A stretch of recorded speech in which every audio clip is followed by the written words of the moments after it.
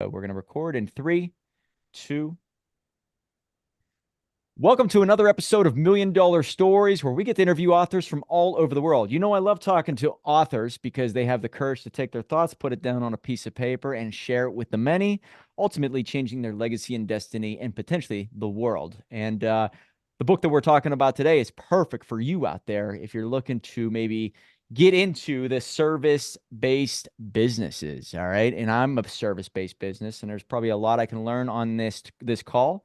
So stay tuned for that. But if you're looking to write a book out there, the books out there have changed my life, and now I write books to help change other people's lives. If you need help, check out dreamstarterspublishing.com. And if you have a book you want to convert it into leads, check out bookmarketingcrm.com. The book that we're referencing today has about 155 reviews on Amazon, which means it is resonating with the world. And it is called The Boutique: How to Start, Scale, and Sell a Professional Services. How to Start, Scale, and Sell a Professional Service Firm. And we have the author today, Greg Alexander. Thanks so much for being here, sir. Thanks, Mike. It's great. I'm glad to be here. Well, let's start off with the genesis of this book. What made you want to sit down and write it? And maybe give us a little rundown on how you actually came to be the go-to expert in this industry. COVID. I hear that answer a lot. Yeah, that's what happened. So my story, I'll be brief, but I started, scaled, and sold a professional services firm. The subtitle of the book I did myself from 2006 to 2017. I sold that firm in the fall of 17 and thought I was done. And my beautiful wife, Brooke, and I went and traveled all over the world in 18 and 19. Then, of course, COVID hit and everything got messed up. I got tired of eating DoorDash all day and watching Netflix and et cetera, et cetera. And I started getting calls from people that were in my network that say, "Hey, Greg, how the heck did you do that? I'd like to do that." And my firm was a consulting firm. So when I say professional services, think about consulting firms, marketing agencies, IT services shops, anybody who markets, sells, and delivers expertise for a living on some version of the billable hour is kind of our core tribe. So I was getting calls from those people saying, "Hey, I'd like to do what you did." I didn't want to go back into the consulting business, not because I didn't like it. I loved it. It made me a wealthy man. I'm grateful for it. It just, I had spent 11 years of my life doing it. It was time to do something else. So I figured the most scalable thing I could do was leverage the oldest technology in the world, which was the book. So I sat down with lots of time and just pounded it out, put it out there, not knowing what the heck would happen with it, but it took off and did really well. And that led to the formation of our community called Collective 54. Got it. Yeah, I saw that. Collective 54. That's what it is. As soon as I saw that, I was thinking of Studio 54. So I don't know if there's any type of connection, but I wish it was that fun.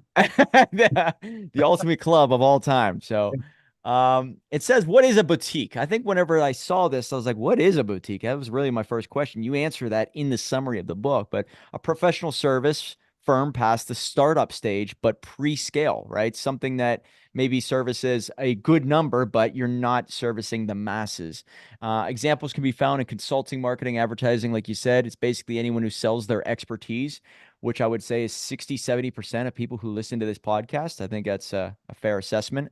And there are 1,465,900 boutiques. Don't know where you got that number, but that is fascinating. So this book is for owners of professional services, and it's about really scaling. So I think a lot of people think that if they have a service-based business, maybe they can't serve the masses and produce a high level of quality and customer service. So is that a fair assessment that many people believe that, but it's absolutely a falsehood? Yeah, that was once true. But services, businesses in general. So think of like accounting agencies and law firms, et cetera. It was perceived that they couldn't scale because every time you brought in a new client, you had to add new heads. And there was only so many new heads you could hire at any given time. So it wasn't scalable. That was before the world of technology took over. And these days, most services companies are tech enabled, either in total or in part. And that has enabled them to scale dramatically. Scale defined as the rate of revenue growth grows faster than the rate of headcount growth. And that creates operating leverage or margin expansion in your business. That was the first big thing. And then the second big thing that happened is the world got flattened because we're all now connected which means I can tap a global talent base as opposed to just a domestic talent base. And there's brilliant, capable people all over the world who are willing to do the work that we sell here in the US for a fraction of what we might need to be paid for it, yet still be very profitable for them given where they live in the world. So those two big things, tech enablement and access to the global talent workforce, has really changed the services industry forever. Hmm. And so when I'm looking at your book here, I guess this is section 3, but when I'm looking at it is, I guess, let's start off with um, engagement. I guess maybe this does have to do with culture, but I know that I was able to really increase my business based off of becoming very clear on my message on who I was there to serve. Case in point, I started saying to people out of the gate, if you want to write a book, I can help you out. Anybody in the world, I can help you out. It didn't resonate with a lot of people. But when I started saying, if you have a business and you want to write a book, I'm your go-to guy. It seemed like the more I dialed in my message, the more I was able to increase that engagement. Therefore, I was able to maybe open up my pipeline with the right individuals and therefore attract the right tribe and then give them enough work so they can actually make a living here. So is that where it all starts? Getting very dialed in with the target audience, the avatar? I think it's one step just before that where it all begins, and that is understanding the problem that you solve. There's a lot of businesses out there that get trapped in the lifestyle business. They never really become a substantial business. And that's because they're running around with a solution looking for a problem. And we need to flip that dynamic. So if we understand what the problem is, we can get into the painkiller business instead of selling vitamins. And once we understand that, because when you're in pain, you're buying. Mm-hmm. You're all going to buy the painkiller. Vitamins, maybe. Maybe I have a New Year's resolution. I'm going to get in shape and I buy some vitamins at GNC for 2 or 3 months and then I don't do it ever again. But if I'm in surgery and I'm in pain, I'm gonna take that painkiller. So that's the difference. So you want to find a problem that's urgent, pervasive, and people are willing to pay to solve it. Then once you locate that problem, then you do exactly what you did, Mike, which is, okay, who is having this problem? There And you go. what gets produced from that is an ideal client profile, which is a demographic and a psychographic profile of the person that you're going after. And when you can hone in on those two things, now all of a sudden you become surgical with your marketing and your sales efforts, and you start having very high close rates and short sales cycles at very attractive price points. And that's what really leads to the scalability factor. So in your subtitle, like you said, it's how to start, scale, and sell a professional services firm. So I think a lot of people don't even think that they can sell their service firm, right? So maybe that's one of the things that I had to learn as I was kind of coming of age. And I realized you can if you do it the right way, as long as it's not built around you. It's built around a system, built around a process. So is that another key aspect that once you build this, make sure it's built in a way where it's not you and only you? Yeah. So I'm very proud of the following stat. So at Collective 54, we've been around for about 4.5 years. We've helped 36 boutique services firms reach exit. And when I say exit, these are life-changing wealth creation events. So they're able to sell their firms. And one of the reasons why they're able to do that is exactly what you just said. The firm is more than just a practice. A practice is a business that's built around an individual. And once that individual goes away, there is no firm. So there's two things you need to do to move from building a practice to building a firm. So number one is you need to create intellectual capital. So in other words, your clients are paying you for things in addition to your time. So it might be a methodology, a tool, a process of some kind. And then secondly, as the founder, you need to build an executive leadership team. So the business isn't dependent on you as the founder, as the creator to run it. The firm can run without you. And until those two things are accomplished, and there's others, but those are the two big ones, no one's going to be willing to buy your firm. So in my example, I said I sold my firm in 2017, and I sold it for $162 million. Now, I share that with you not to brag, although I often get accused of bragging when I share that number. But I share that number with your audience to inspire them to say, listen, there's nothing special about me. If I was able to create $162 million in personal wealth for myself, you can do it as well. And the way you do that is you build a firm, not a practice, because you have intellectual capital. You're selling more than just time. You're not a body shop. And the firm no longer needs you to be in it. There's a team in place that can run it without you. And when you have those two things, you're creating enterprise value, you're creating personal wealth, as opposed to just an income stream, a paycheck. Can you explain a little bit more about that intellectual capital? I love that phrase. I've heard it before. I've never really never used it myself. So can you explain that? Yeah. So let's think about what you do for a living in Million Dollar Book, right? So you help experts take their expertise, turn it into a product, a book, market it, generate leads. You probably have a system around that. Correct. That's intellectual capital. That's what people are paying you for. That's why they're coming to you. That's of value, as opposed to just you selling them an hour of your time. Got it. The difference. Very much like a lawyer who says, I'm $250 an hour and I can help you with wherever you're at in doing X, Y, and Z, but it's $250 an hour. Therefore, it's very difficult to sell that. And what you're saying is that if I have a cycle that you go from step 1 to step 8, and we're able to provide this, you're going to be, it becomes it becomes a true asset. I guess that's probably the best way to put it. Yeah, correct. I mean, you can sell the hour at $250, but guess what? There's only so many hours. So because of that, there's 24 hours in a day. And no matter how productive you are as an attorney, you have a cap on your scalability because you can't manufacture the 25th, 26th, 27th hour. Whereas if you're not selling the hour, if you're selling intellectual capital instead, it's unlimited. You have no cap on your scalability. And that's the breakthrough that your listeners need to make in their mind to get to scalability. That's the big thing. That's why the book is Start, Scale, and Sell a Professional Services Firm. One thing that I learned was always start with the exit strategy. Even if you're not going to sell it, always start there because you're going to build it in a way where you could sell it. And when you do it that way, you do put together the SOPs, the key performance indicators. You start tracking your numbers. Therefore, you start to build it in a way you become an owner rather than a worker. And I think that was great advice because even if I never want to, let's just say I want to hand it off to somebody in the future, or maybe I just want to keep it forever. I know that I'm building the business in an aspect of what professionals would view as something that they would buy.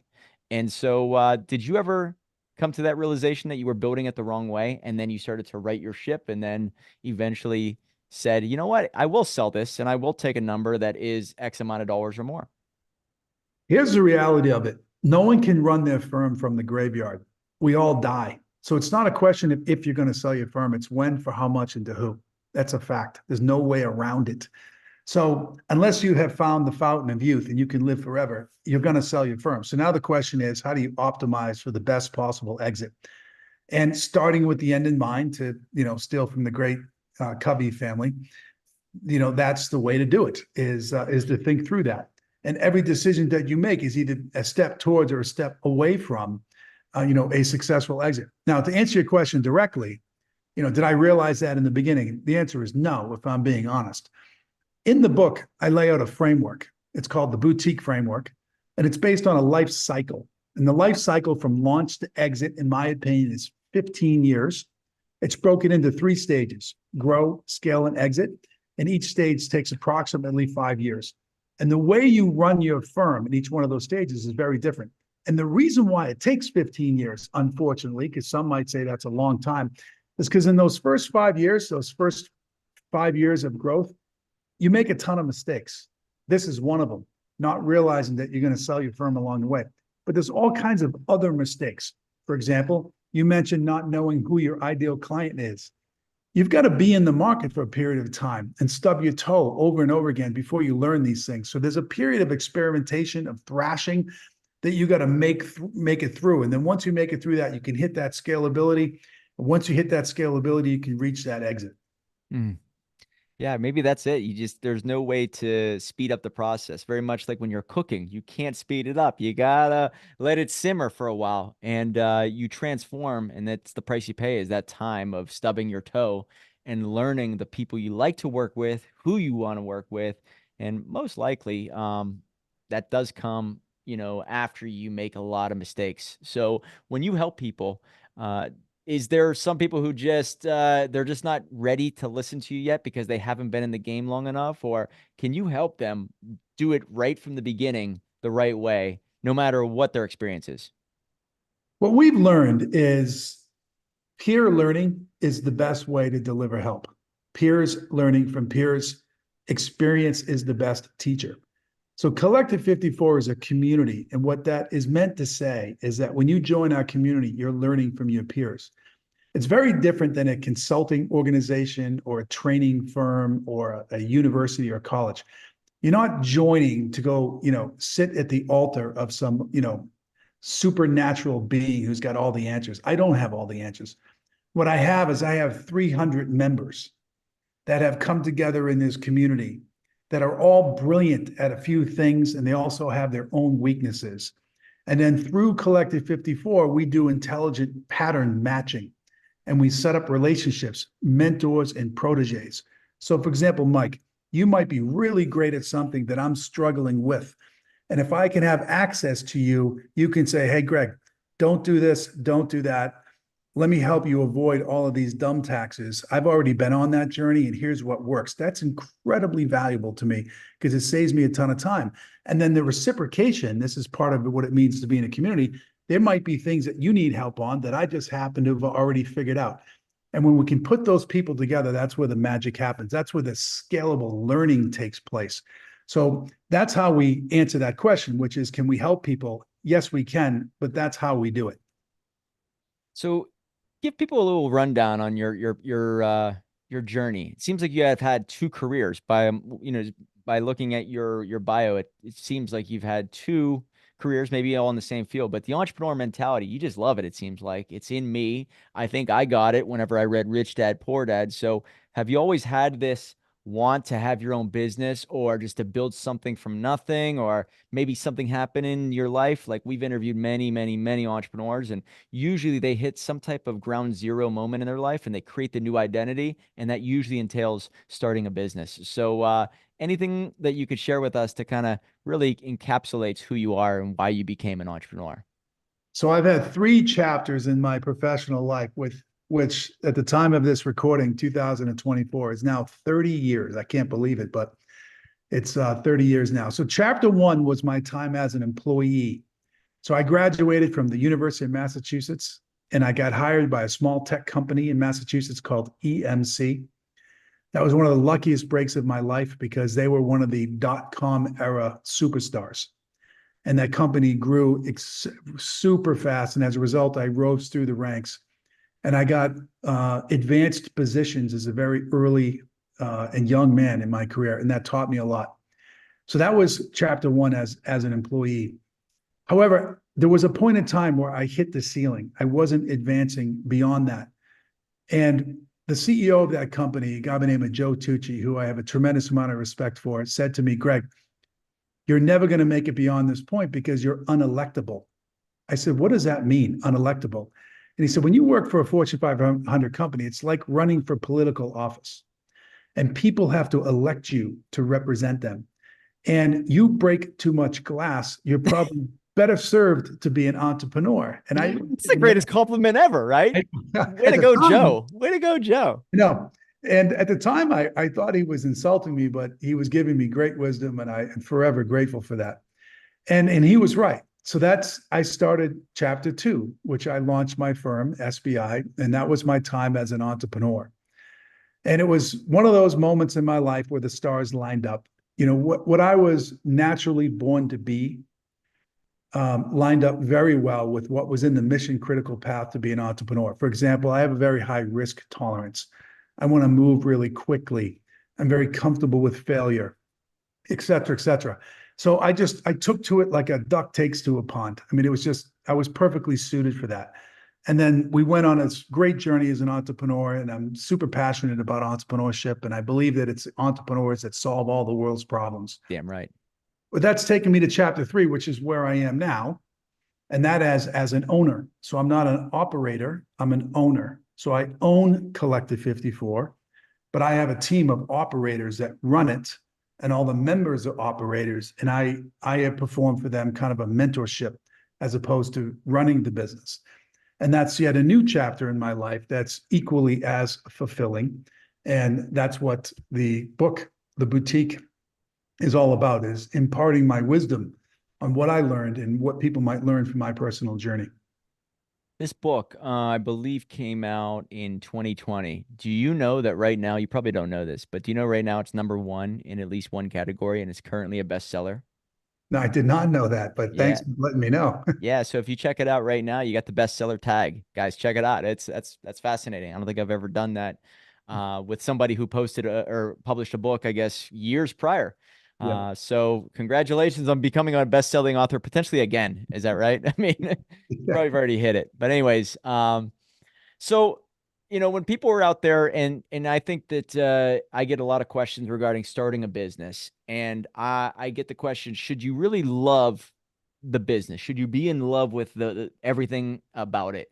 And my advice, and maybe I want to see where you stand, if you're going to do it, you need to love an aspect of it. You need to truly love an aspect. So when I started publishing books for entrepreneurs, I didn't really care about books, but I did care about business and I cared about true stories. So I loved helping people tell true stories. So I latched onto that and that became my passion.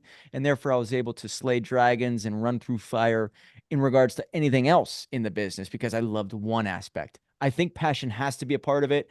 What do you believe, especially in this industry? I do think it's part of it for sure. However, I do think passion alone isn't enough. So, for example, my personal passion is entrepreneurship, as I just mentioned. The vehicle upon which I'm able to explore that passion is Collective 54. So, I'm not passionate about that business, but I'm passionate about that being a vehicle to explore my passion, if that makes sense. So, for example, I don't know if the great Steve Jobs was, passionate about desktop computing, but he was right. He was passionate about putting a dent in the universe, which was his famous quote. And he happened to use the tools of his era to do that, which was technology. Or let's take the great Elon Musk. What is he passionate about? He's passionate about physics. So what is he doing to explore physics? He's launching satellites in the world and building electric cars. That's the vehicle that allows him to pursue his passion. So I think it's a very subtle distinction is you need to understand what you're passionate about, but the vehicle to explore that passion is a separate thing in and of itself. Hmm. And so I'm looking at your website right now. Guys, check out his website, collective54.com. Very clean. And it looks like you offer many different things in regards to one-on-one coaching, group coaching, all of that.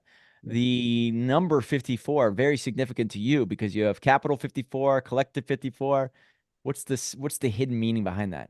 So the number 54 is the industry code for professional services. The NAICS, North American Industry Classification System, assigns a number 54 to professional services. So it's in the name because we want to signal to everybody that we are a specialist. We specialize in a single industry. Got it.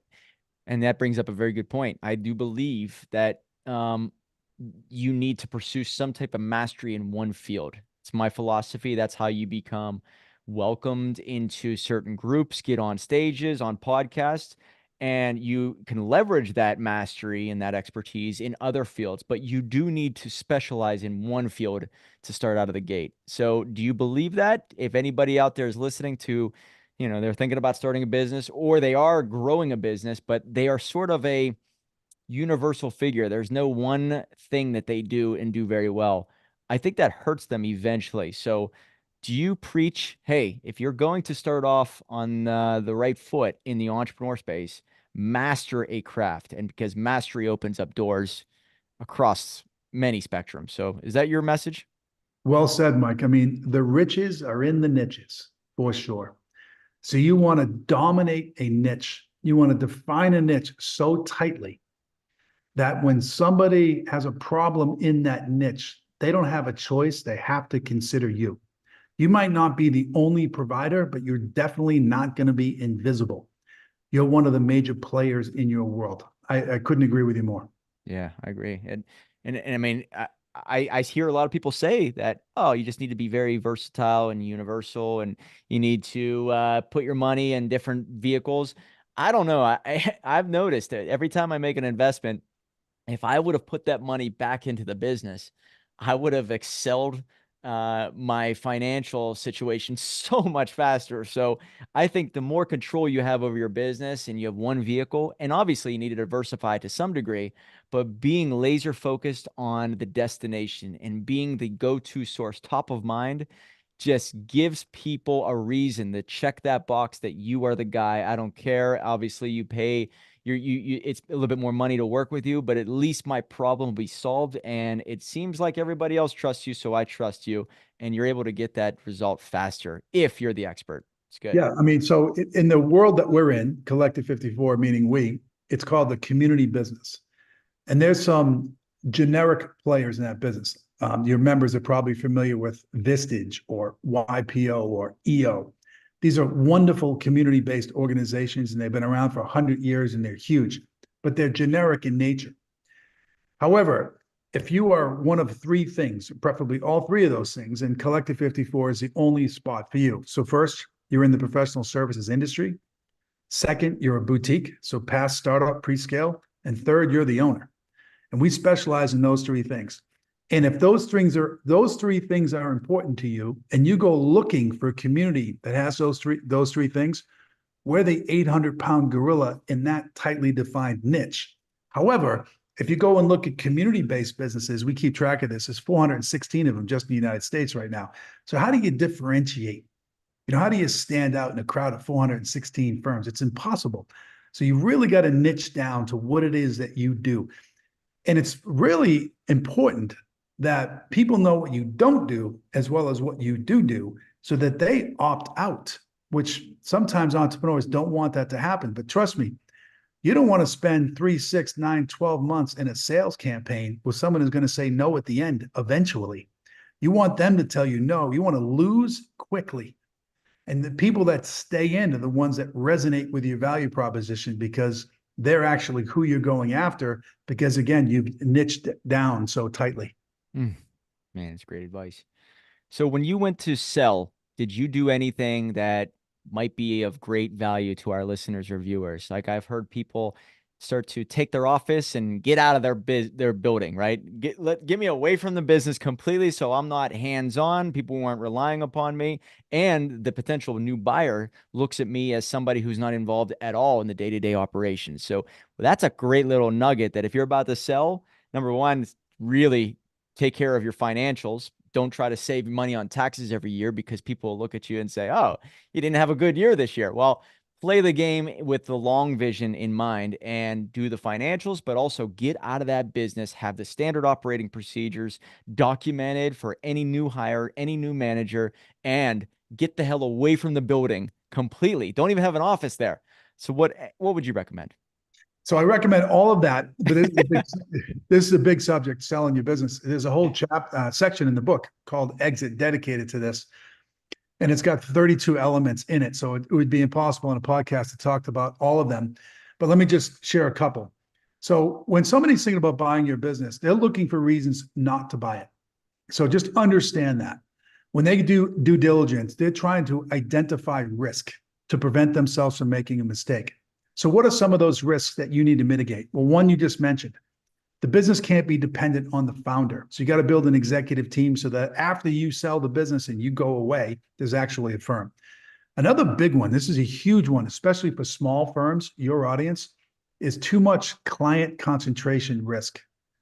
We define client concentration as your top 5 clients equal more than 30% of your revenue and your profits. That's the case. That's a real problem. There's a whole bunch of potential acquirers won't buy your business because if one of those 2 clients goes away, the whole P&L falls apart. So you want a heavily diversified client base. That's a huge one. Another one when you're going to sell your business is you want to hire the right M&A advisor or an investment banker. Why is that? Well, you want to get as many people interested in buying your business as possible. You want there to be competition for your business because that pushes up the price and it gets you in a favorable position to dictate terms. Too often, entrepreneurs don't hire an M&A advisor or an investment bank. They try to sell their business on their own. And when you only have one buyer, you really don't have an exit because that one buyer could go away. You need lots and lots of buyers. So those are some things that I would advise your audience members to consider before selling their business. Nice. And so when you work with people, it could be at any stage, right? The beginning, the middle, or close to the end. I have a lot of clients that actually are mentors whenever they're ready to sell. So they just jump in to help put together the right plan, set up the right buyers, and make that process seamless. So you can help out in any stage. There's really three personas that come to us at different stages. So there's the one that you just mentioned, someone who's ready to sell their business and they've never been through that before.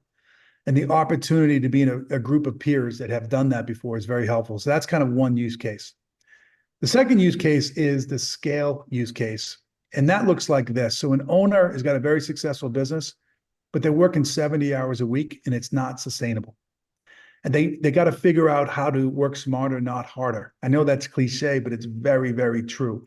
And to be in a community of peers who have cracked that code is super helpful. So that's the second one. And the third one is the growth stage persona. So this is somebody who's new. They've launched their business. They are an entrepreneur and they're figuring things out for the first time. They're not yet worried about scaling. They're not yet worried about exiting. They're worried about making a go of it, making payroll this month, surviving. And it's very comfortable because that can be a lonely place if you're there by yourself. It's very comfortable to be in a community of peers like that. Those are the three main areas, three types of people that we help. Nice. So one question we ask all of our guests, outside of your own book, is there one that you recommend, maybe that puts you on this path? Maybe there's a Rich Dad, Poor Dad book in your past that you recommend. Is there anything that stands out that is worth mentioning? My favorite business book is a book called Think Fast and Slow. And it comes out of the field of behavioral finance, and it teaches the skill of decision making. And I believe that that is the number one skill in life, definitely in the business life, and most profoundly in the entrepreneurial journey. In the end, we are the sum total of the choices that we make. So if we can become effective decision makers, and that book explains how to do that, we're increasing the odds of success exponentially. Think Fast and Slow. Yeah. Got to check that out. I might have heard somebody else recommend that. I got to put it on the list. Changed my life. It's a fantastic book. So Greg, is there a social media channel that you are on? You're posting to quite a bit. Is there in addition to the website, obviously collective54.com is one that you can go to. Is there anything else that people can find you on that you're very active? Well, anyone who's listening to this likes podcasts, so let's go there. So I have a podcast called the ProServe Podcast. You can find that on Apple and Spotify. Also, I'm very active on LinkedIn. That tends to be where our community hangs out the most, and you can find me on LinkedIn as well. Yeah, that's where we found you. So, yeah, he's easy to find. Just Google him. Obviously, the book, The Boutique: How to Start, Scale, and Sell a Professional Services Firm. It's currently a #1 on Amazon. So pick it up today, guys. And I like how he puts some of the stuff that I'm seeing just in the early stages of the book, and really easy to read. And I think that this will be beneficial for our audience. So, Greg Alexander, I really appreciate you taking your time to be here today, man. Thanks for having me, Mike. I appreciate it. Remember, guys, $1 Million Book will lead to $1 million life.